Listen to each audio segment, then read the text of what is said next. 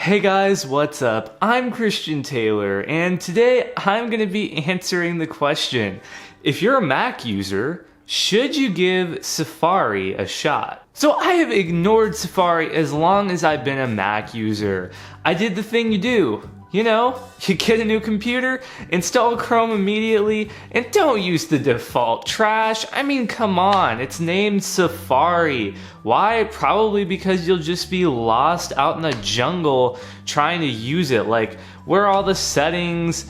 Apple makes it. Apple doesn't make browsers. There's probably no extensions. So I just ignored it. Now, I was a happy Chrome user until my friend started using picture-in-picture on his Mac. I was like, whoa, hold up, wait a minute. What are you doing? I'm doing picture-in-picture. And I'm like, picture-in-picture? What is that? Is that like a Chrome plugin I can download? Nah, bro. I'm using Safari, man. Oh, wow. I wonder what else Safari can do. So without further ado, should you switch to Safari as a Mac user? Well, the short answer is yeah. Actually, I am blown away by Safari. So first of all, it is speedy fast. That's the first thing I noticed when I opened it is like, whoa. I mean, we're booking it. We are booking it to get to these websites in a good way.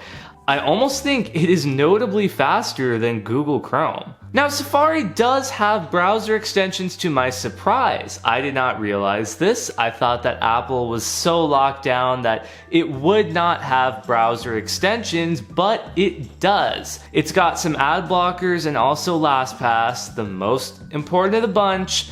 Albeit, LastPass is a little bit buggy. I have not gotten autofill to work, unfortunately, and the plugin selection is thin at best. So if the plugin selection is thin at best, then why would I recommend you try out Safari? Well, if all you need is basic ad blocking and LastPass or your password manager, I think you're gonna be fine on Safari. And now's the time you're asking yourself, well, I may be fine on Safari, but why would I switch to it from Chrome?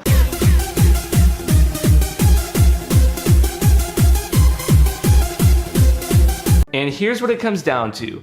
If you're in the Apple ecosystem, you need to be using Safari, and here's why. Continuity. If you're an iPhone user, I am not, but if you are, continuity is really nice. The ability to continue browsing on your phone where you left off on your computer or vice versa.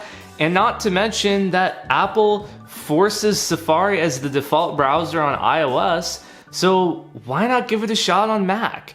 If you like it on Mac, then it just makes the whole ecosystem so much better because you want to use Safari instead of Apple shoving it down your throat. And the second thing is the picture-in-picture. If you are a power user, if you just really like to watch videos while you do other work, I really think you may want to try Safari. Yeah, baby, you can do it! AirPods.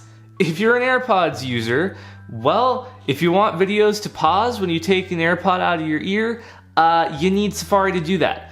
Does not work in Chrome. YouTube on Safari, take the AirPod out of your ear, pauses automatically, works great. But do the same thing on Google Chrome?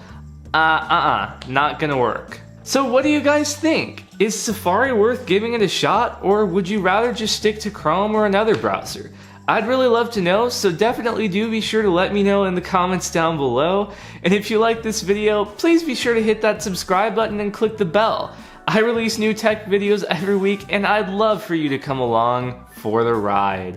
Check out some of my other videos over there. And with that said, I will catch you guys next time.